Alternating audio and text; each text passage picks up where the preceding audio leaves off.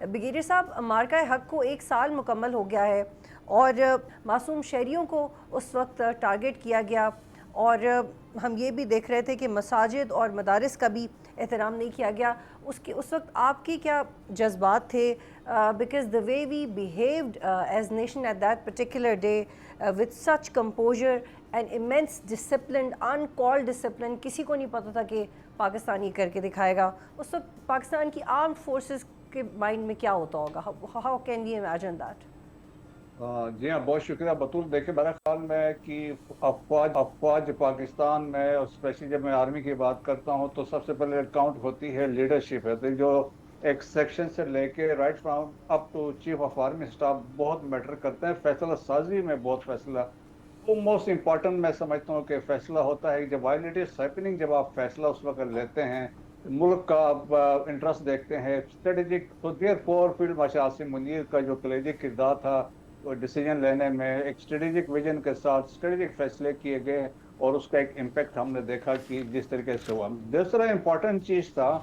جب یہ ہوا، جس طریقے سے اگر اسٹرائکس ہوئے ہیں after there so called fast flag operation, جس میں آزاد کشمیر میں، مرید میں، بہاولپور میں خواتین اور بچے شہید ہوئے ہیں، تو نہ صرف افواج پاکستان میں اس بات کا دکھ تھا اور رنج تھا اور بدلے کی آگ تھی، اور اسی طرح پاکستانی عوام میں جس طرح ہم نے دیکھا کہ جس طریقے سے وہ افواج پاکستان میں دیکھ، one of the factors India کا حملے کا یہ تھا کہ وہ سمجھتے تھے کہ یہاں پہ پولرائزیشن ہے، لوگ تقسیم ہے، تو یہ this is right time to strike, limited strike کر کے and we can get away with it. لیکن جس طرح قوم نے ریئیکٹ کیا اور افواج کے ساتھ کھڑی شانہ بشانہ کھڑے رہے، اور اس کے بعد پھر پاکستان کا ہے، تو میرا خیال میں اس کے جذبات سارے یہی تھے، اور وہ سب کی خواہش تھی کہ ونس فار آل کہ ان کو ایک سبق سکھایا جائے۔ جس طریقے سے آپ اگر ہسٹری دیکھیں پاکستان کی پچھلے 79 ایئرز کے اندر سے، کہ اس طرح کا فیصلہ سازی نہیں ہوئی تھی، اس طرح کا ہمارا رسپانڈ نہیں گیا تھا۔ 2019 میں اسٹل سوئفٹ ریٹارڈ میں ہم نے ایک لمیٹڈ ایکٹیویٹی شو کی تھی، لیکن جب اس میں آیا مارکہ حق میں، جب ہم نے دفاع کیا، اور دفاع میں ان کی جہازوں کے ساتھ جو کیا وہ ہسٹری ہے۔ اور اس کے بعد پھر 9-10 کی صبح جو ہم نے جب ہمارے ایئر بیسس پہ نور خان پہ بھی آ کے جب راموس گرا، اس کے آؤٹ اسکرٹس پہ آ کے لگا، تو اس کے بعد then we decided to respond, then we launch اور ری پوسٹ۔ اور اس کے بعد سے آپ دیکھیں جو کھلبلی مچی انڈیا کے اندر، اور جس طریقے سے وہاں سے بگیری صاحب رپورٹنگ ہو۔ پریسائزلی یہ بتائیے گا، پھر مجھے طارق حبیب صاحب کی طرف جانے، پریسائزلی بتائیے گا کہ جو رپورٹ کرنا ہوتا ہے وار کے ڈیٹا کو، اس میں بھارت نے بہت پینک دکھایا۔ فار ایگزامپل جب یہ رپورٹ ہوا کہ پاکستان نے 4 جہاز گرائے یا 5، اور ایونچولی ابھی تک وہ فگر 8 تک پہنچ چکا ہے، تو ہم لوگ بہت سلولی چل رہے تھے نمبرز کے ساتھ، لیکن بھارتی میڈیا اور بھارت کو بہت جلدی تھی یہ اسٹیبلش کرنے کی کہ یہ سب غلط ہے۔ اس غیر ذمہ داری کا بھارت کو بہت نقصان بھی ہوا، فیکٹس غلط رپورٹ بھی ہوئے، اور اس وقت پوری دنیا بھارتی میڈیا کو نہیں دیکھ رہی تھی، بھارتی میڈیا کو صرف بھارت میں ہی لوگ دیکھ رہے تھے، پاکستانی میڈیا کو پوری دنیا دیکھ رہی تھی۔ ہاں بالکل، آپ دیکھیں یہ فرق تھا دونوں میں، کہ وہاں پہ لائز تھی، مس لیڈنگ سٹوریز تھی، اور جس طریقے سے گودی میڈیا کا کنسپٹ تھا کہ شاؤٹنگ تھی، اور ریٹرکس کے میزائلز میجر صاحب فائر کر رہے تھے، جنرل صاحب بخشی صاحب جو تھے وہ کہہ رہے تھے پاکستان کا نقشہ سے کو ٹپ آف کر دینا چاہیے۔ اور تو اس میں بڑی ایک انٹرسٹنگ ایک آرٹیکل لکھا، ان کے ایک فارمر ڈی جی تھے بی ایس ایف کے، سنجیو کرشنا سوت، انہوں نے لکھا دی وائر میں، انہوں نے لکھا کہ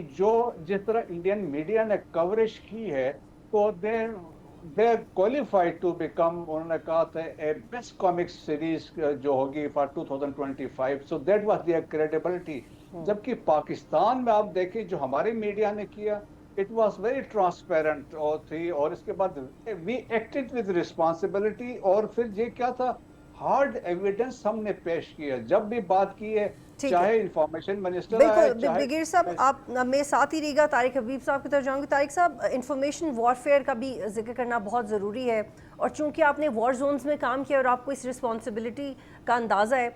انڈین میڈیا نے یہ رپورٹ کیا کہ لاہور پورٹ پہ قبضہ ہو گیا ہے، نور خان ایئر بیس تباہ ہو گئی ہے، لیکن اس وقت نور خان ایئر بیس کے باہر لوگ موجود تھے، پاکستان کے حق میں نعرے بھی لگا رہے تھے، اور ایئر بیس پہ کچھ دن پہلے امریکہ اور ایران کا ایک وفد بھی آیا تھا۔ when a country's mainstream television they are reporting and broadcasting fiction as news during live military conflicts, especially between two nuclear powers. یہ کتنا ridiculous ہے اور حیران کن ہے آپ کے لیے بطور جرنلسٹ؟ دیکھیں ابھی جو بھارت کے میڈیا نے جو گزشتہ سال جنگ میں کردار ادا کیا اور جو اس وقت جب پاکستان ایک سازش کا کردار ادا کر رہا ہے امریکہ اور ایران کے درمیان، اس وقت جو بھارت کا میڈیا اپنا رول پلے کر رہا ہے، اگر ان دونوں کو دیکھا جائے تو یہ صرف ہم نہیں، یعنی ہم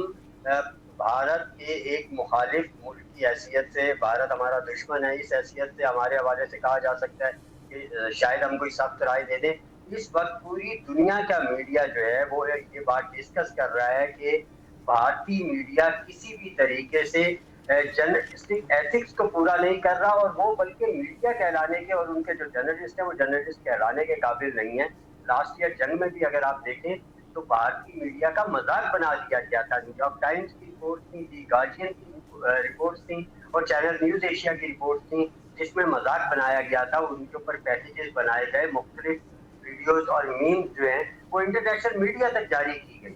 اس سے اس کے بعد آپ اندازہ کر سکتے ہیں کہ اس میڈیا کی کیا وقت رہی ہوگی۔ جہاں تک بھارتی میڈیا کا یہ انداز ہے، اس کے اوپر اگر ہم بات کریں تو ویسے تو اگر دیکھا جائے جنگ کے دوران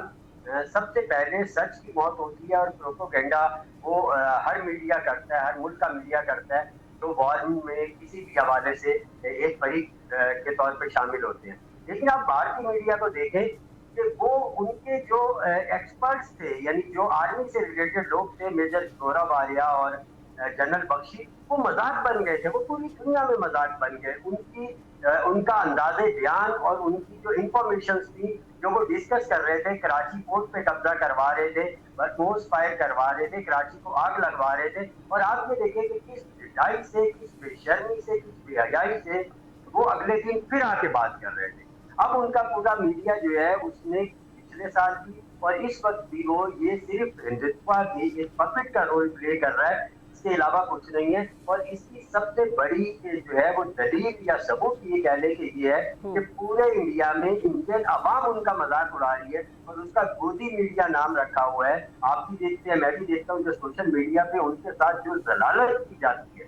معذرت کے ساتھ یہ بھی چھوٹا لفظ ہے، یعنی جو ان کے ساتھ کیا جاتا ہے سوشل میڈیا پہ، اس کے بعد اگر تھوڑی سی بھی شرم، تھوڑی سی بھی حیا ہو تو شاید وہ آئندہ کسی اسکیم پہ نمودار نہ ہو۔ لیکن وہ ہے یہ معاملہ یہ ہے کہ وہ جو کچھ کر رہے ہوتے ہیں صرف اور صرف مودی حکومت کے لیے کر رہے ہوتے ہیں، اس لیے انہیں ان کی بات کی شرم نہیں آتی۔ ان کے جو معروف اینکر ہیں انہوں نے ایک دفعہ جو ہے وہ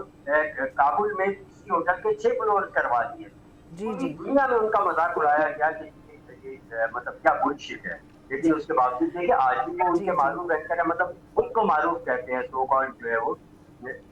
اپنے آپ کو اینکر ظاہر کرتے ہیں۔ پوری دنیا میں ان کا مذاق اڑایا جا رہا ہے۔